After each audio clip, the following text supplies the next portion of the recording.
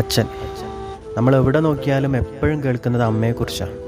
10 മാസം നൊന്ത് പ്രസവിച്ചതും ഒരുപാട് ത്യാഗങ്ങൾ സഹിച്ച് വളർത്തിയതൊക്കെ പാട്ടിൻ്റെ രൂപത്തിലും കഥയുടെ രൂപത്തിലും നോവലിൻ്റെ രൂപത്തിലൊക്കെ നമ്മളെന്നും കാണാറും കേൾക്കാറുമുണ്ട്.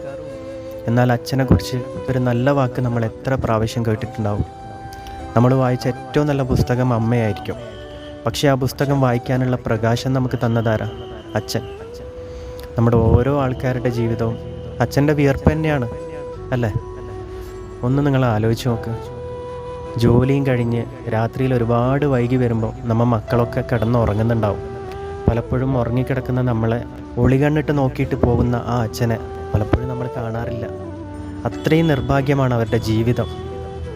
മാതാവിനെക്കുറിച്ച് പാടിയും പറഞ്ഞു നമ്മളവരെ വാനോളം പുകഴ്ത്തുമ്പോൾ എവിടെയും ശ്രദ്ധിക്കാതെ പറയാതെ പോകുന്ന സ്നേഹക്കടലാണ് അച്ഛൻ.